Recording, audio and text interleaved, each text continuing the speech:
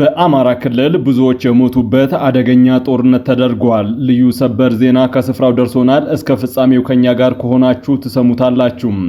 የግብጽ የውጭ ጉዳይ ሚኒስቴር በቀይ ባህር ላይ የኢትዮጵያን እንቅስቃሴ በተመለከተ ከፍተኛ ማስጠንቀቂያ አስተላለፉ። ኤርትራ በአመጽና በሁከት ተናወጠች። በሀገሪቱ ታሪክ ከፍተኛ የተባለው የተቃውሞ ሰልፍ መደረጉን የተመለከተ ልዩ ሰበር ዜና ከአስመራ ደርሶናል። ትንታኔ ዘገባ ይዘንበታል። ህወሓት የፕሪቶሪያው የሰላም ስምምነት ከምንጊዜውም በላይ የበለጠ አደጋ ውስጥ ነው ሲል አስጠንቅቋል። በቆይታችን በቅድሚያ ይዳሰሳል። ክቡራትና ክቡራን የጥበብ ሚዲያ ቤተሰቦች በዛሬው ቆይታችን እነዚህንና ሌሎችንም ሀገር አቀፍና ዓለም አቀፍ ቀጠናዊ መረጃዎችን በዝርዝር የምናቀርብ ይሆናል። ጥበብ ሚዲያ በጋዜጠኞች የተመሰረተ ሚዛናዊና ተአማኒ መረጃዎችን በየዕለቱ የሚያደርሳችሁ ገለልተኛ የሚዲያ ተቋም ነው።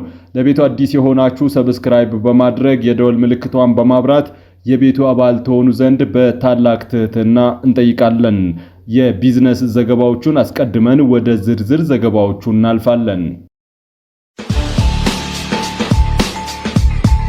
ዛሬ በዳሽን ባንክ አንድ የአሜሪካን ዶላር 148 ብር ከ7 ሳንቲም ሲመነዘር የአውሮፓ ዩሮ 172 ብር ከ5 ሳንቲም ይመነዘራል። ፓውንድ 200 ብር ከ7 ሳንቲም፣ ድርሃም 40 ብር ከ5 ሳንቲም፣ የሳውዲ ሪያል 39 ብር ከ7 ሳንቲም፣ የቻይና ዩዋን 18 ብር ከ9 ሳንቲም በዛሬው ዕለት ሲመነዘር ውሏል። በአቢሲኒያ ባንክ ዶላር 148 ብር ከ9 ሳንቲም፣ የእንግሊዝ ፓውንድ 198 ብር ከ8 ሳንቲም፣ ዩሮ 173 ብር ከ3 ሳንቲም፣ የተባበሩት አረብ ኤምሬት ድርሃም 41 ብር ከ8 ሳንቲም፣ የሳውዲ ሪያል 42 ብር ከ4 ሳንቲም፣ የቻይና ዩዋን 20 ብር ከ9 ሳንቲም የዛሬው የምንዛሬ ዋጋ ነው። በህብረት ባንክ አንድ የአሜሪካን ዶላር 148 ብር ሲመነዘር ፓውንድ 95 ብር ከ6 ሳንቲም፣ የአውሮፓ ዩሮ 172 ብር ከ5 ሳንቲም የዛሬው የምንዛሬ ተመን ነው። ህዝባዊ ወያኔ ሓርነት ትግራይ ህወሓት የፕሪቶሪያ የሰላም ስምምነት ከመቼውም ጊዜ የበለጠ አደጋ ውስጥ ነው ሲል አስጠነቀቀ። ህወሓት መንግስት የፕሪቶሪያ የሰላም ስምምነትን እየጣሰ እንደሆነ ኮንኗል። ስምምነቱ ከምንጊዜውም በላይ በከፍተኛ ሁኔታ አደጋ ውስጥ ወድቋል ሲልም አስጠንቅቋል። ህወሓት ትላንት ሐሙስ ጥቅምት 20 ቀን 2018 ዓመተ ምህረት ባወጣው መግለጫ የፌዴራል መንግስት በትግራይ ላይ የተደረገውን ጦርነት ለማስቆም የተፈረመውን የፕሪቶሪያ የሰላም ስምምነት ቁልፍ ድንጋጌዎችን ለመተግበር አልቻለም ሲል ገልጿል። ቡድኑ በመግለጫው የኢትዮጵያ መንግስት የትግራይን አካባቢዎች ተቆጣጥረው የሚገኙ ኃይሎችን በመደገፍና በማስታጠቅ እንዲሁም የተፈናቀሉ ነዋሪዎች ወደ ቀያቸው እንዳይመለሱ በማደናቀፍ ስምምነቱን ትርጉም አልባ ለማድረግ እየሰራ ነው ሲል ከሷል። መግለጫው አክሎም የፕሪቶሪያ የሰላም ስምምነት ዓላማ ዘላቂ ጦርነትን ማስቆም፣ የተፈናቀሉ ሰዎች ወደ ቀያቸው እንዲመለሱ እንዲሁም ለፍትህና ለመልሶ ግንባታ ለፖለቲካ ውይይት መሰረት መጣል ነው ብለዋል። በቅርቡ ጠቅላይ ሚኒስትር አብይ አህመድ ህወሓት የፕሪቶሪያ የሰላም ስምምነትን ባለማክበር እንዲሁም ከፌዴራል የሚላክን በጀት ለልማት ስራዎች ከማዋል ይልቅ ለወታደራዊ እንቅስቃሴ በማዋል ወንጅለውታል። ቋሚ ሲኖዶስን ጨምሮ የኢትዮጵያ ሃይማኖት ተቋማትና የፖለቲካ ፓርቲዎች በምስራቅ አርሲ ዞን የተፈጸመውን ግድያ በጽኑ አወገዙም። መንግስት የዜጎችን የመኖር ዋስትና የማስጠበቅ ዋነኛ ኃላፊነቱን እንዲወጣም ጠይቀዋል። የኢትዮጵያ ኦርቶዶክስ ተዋሕዶ ቤተክርስቲያን ቋሚ ሲኖዶስን ጨምሮ የሃይማኖት ተቋማትና የፖለቲካ ፓርቲዎች በኦሮሚያ ክልል በምስራቅ አርሲ ዞን በጉና፣ በማርቲ፣ በሸርካና በሆሎንቆ ወረዳዎች ውስጥ በሚገኙ ሰላማዊ ሰዎች ላይ የተፈጸመውን ግድያ በጽኑ አውግዘዋል። መንግስት የዜጎችን የመኖር ዋስትና የማስጠበቅ ዋነኛ ኃላፊነቱን እንዲወጣም ጠይቀዋል። የኢትዮጵያ ኦርቶዶክስ ተዋሕዶ ቤተክርስቲያን ቋሚ ሲኖዶስ ትላንት ጥቅምት 20 ቀን 2018 ባወጣው መግለጫ በኦሮሚያ ክልል በምስራቅ አርሲ ዞን አስተዳደር በጉናና በመርቲ፣ በሸርካ፣ በሆንቆ ዋቢ ወረዳዎች ውስጥ በሚገኙ የኢትዮጵያ ኦርቶዶክስ ተዋሕዶ ቤተክርስቲያን እምነት ተከታዮች ላይ አሰቃቂ ግድያ መፈጸሙን ገልጿል።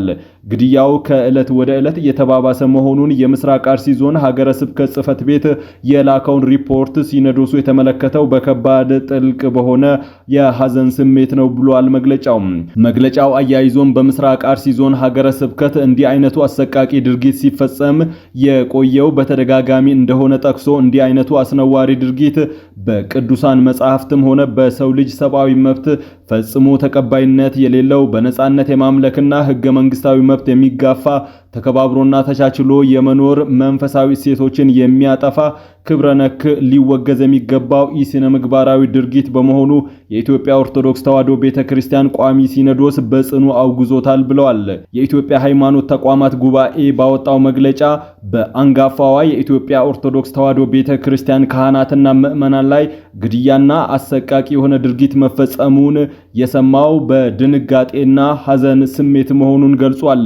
ጉባኤው መንግስት የዜጎችን በሰላም ወጥቶ የመግባት ነጻነትን ማረጋገጥ ዋነኛ ኃላፊነት አለበት ሲል ጠቅሷል። የኢትዮጵያ ወንጌል አማኞች አብያተ ክርስቲያን ካውንስል በበኩሉ ባወጣው የሐዘን መግለጫ በኢትዮጵያ ኦርቶዶክስ ተዋሕዶ ቤተክርስቲያን ምዕመናን ላይ የተፈጸመውን ኢሰብአዊ ድርጊት አውግዟል። የኢትዮጵያ ሕዝቦች አብዮታዊ ፓርቲ ዛሬ ባወጣው መግለጫ በኦሮሚያ ክልል መንግስት በምስራቅ አርሲ ዞን አስተዳደር የተፈጸመውን ጥቃት ለዲሞክራሲያዊና ለሰብአዊ መብት መከበር ለእኩልነትና ለሕግ በላይነት መንፈስ የሚታገሉ ኃይሎች ሁሉ ሊያወግዙት የሚገባ ኢሰብአዊ እኩይና አፍራሽ ተግባር ነው ሲል ገልጾታል። በአዲስ አበባ የመንግስት ኮድ 4 ተሽከርካሪዎች የትራፊክ ሕግ በመጣስ እንዳስቸገሩ የከተማዋ ትራፊክ ማኔጅመንት ባለስልጣን ገለጸ። በአዲስ አበባ ከተማ የመንግስት ወይም ኮድ 4 ተሽከርካሪ የትራፊክ ሕግን በመተላለፍ የከተማዋን ትራፊክ ማኔጅመንት ስራ እያስተጓጎለ እንደሆነ ባለስልጣኑ አስታውቋል። የኮድ 4 መኪና አሽከርካሪዎች እንደፈለግን እንሆናለን በሚል አስተሳሰብ የትራፊክ ሕግን በመጣስ ሕግና ደንብን በማስከበር ሂደት ላይ ትልቅ እንቅፋት እየፈጠሩባቸው እንደሆነ ገልጸዋል። በዚህም በ3 ወራት ውስጥ 270 በላይ የመንግስት ተሽከርካሪ ሾፌሮች መቀጣታቸውን ገልጿል። በአዲስ አበባ ትራፊክ ማኔጅመንት የትራፊክ ቁጥጥርና ኩነት አስተዳደር ዳይሬክተር የሆኑት አቶ አያሌው ኢቴሳ ሕግን ለማስከበር መነሻው ሕግ ነው፣ በሕግ ፊት ደግሞ ሁሉም እኩል ነው ቢባልም አንዳንድ ባለስልጣናት ግን እንደፈለጉ ባልተፈቀደ መንገድ ያሽከረክራሉ፣ በተቃራኒ መንገድ ይነዳሉም ብለዋል። አቶ አያሌው አክለውም እነዚህ አሽከርካሪዎች ለአውቶቡስ ብቻ ተብሎ በተሰመረ መስመር ጭምር ማሽከርከርን እንደሚመርጡ ገልጸዋል። ይህ ድርጊት ደግሞ ለትራፊክ አደጋ መከሰትም ጭምር ምክንያት እየሆነ ነው ብለዋል። ባለስልጣኑ አሁን ላይ ሕግ የሚጥሱ የትራፊክ መብራትና የተከለከሉ መንገዶችን የሚጠቀሙ ባለስልጣናትም ሆነ ማናቸውም አሽከርካሪዎችን እየቀጣ መሆኑን ጠቁመዋል። አቶ አያሌው እንደገለጹት ጥሶ የሄደውን ተሽከርካሪ ታርጋ ቁጥር በመመዝገብ በሚመለከተው አካል አማካኝነት በማስጠራት ጥብቅ ቁጥጥርና ክትትል እንደሚያደርግ ተናግረዋል። የሰላም ጥሪን የተቀበሉ ታጣቂዎች ለክፍለ ጦሩ እጃቸውን መስጠታቸውን መከላከያ ሰራዊቱ አስታውቋል። ራሱን አፍሃድ ብሎ የሚጠራው ታጣቂ ኃይል በፊናው 101 የመከላከያ ሰራዊት አባላትን መግደሉን አስታውቋል። በሰሜን ጎንደር ዞን ዳባት ዙሪያ ወረዳ በግዳጅ ላይ የተሰማራው ኮር ከአካባቢው ነዋሪዎች ጋር በመቀናጀት ብሎም ተጽዕኖ በመፍጠር በየጫካው ያሉ ታጣቂ ቡድን አባላት በሰላማዊ መንገድ እጃቸውን እንዲሰጡ በማድረግ ውጤታማ ተግባር ማከናወኑን የኮሩ አዛዥ ብርጋዴር ጀነራል አዘዘው መኮንን ተናግረዋል። አዛዡ የሰላምን አስፈላጊነትና የጦርነትን አስከፊነት በመገንዘብ የሰላምን ጥሪ ተቀብለው ለሰራዊቱ እጃቸውን የሰጡ ታጣቂዎች ሌሎች በየጫካው የሚገኙትም የእነሱን አካሄድ ተከትለው እጃቸውን እንዲሰጡ ጥሪ ማድረግ እንደሚገባቸው አስገንዝበዋልም ብለዋል።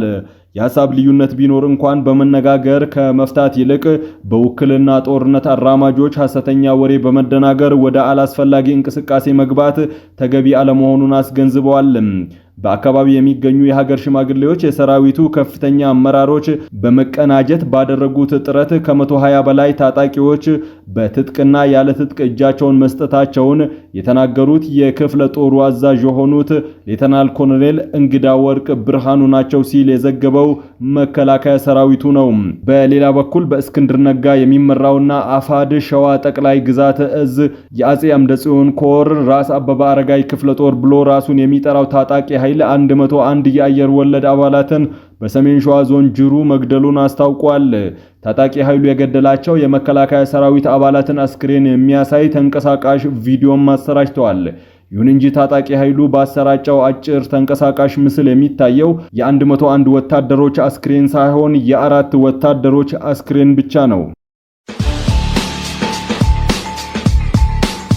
ኢትዮጵያ በቀይ ባህር አስተዳደር ላይ ጣልቃ የመግባት ወይም የመሳተፍ መብት የላትም ሲሉ የግብጽ የውጭ ጉዳይ ሚኒስቴር ተናገሩ።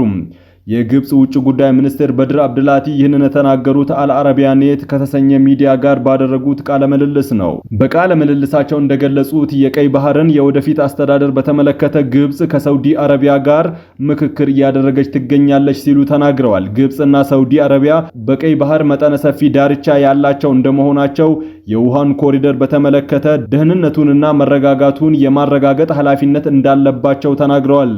ቀይ ባህርን የማስተዳደር መሰረታዊ ኃላፊነት ያለባቸው እነዚህ ሀገራት መሆናቸውን ጠቅሰው የውጭ ጉዳይ ሚኒስትሩ በቃለ ምልልሳቸው ቀይ ባህርን የሚዋሰኑት 8 ሀገራት ብቻ መሆናቸውን ገልጸው እነዚህም ሳውዲ አረቢያ፣ የመን፣ ግብጽ፣ ሱዳን፣ ኤርትራ፣ ጅቡቲ፣ ዮርዳኖስና ፍልስጤም መሆናቸውን ዘርዝረዋል።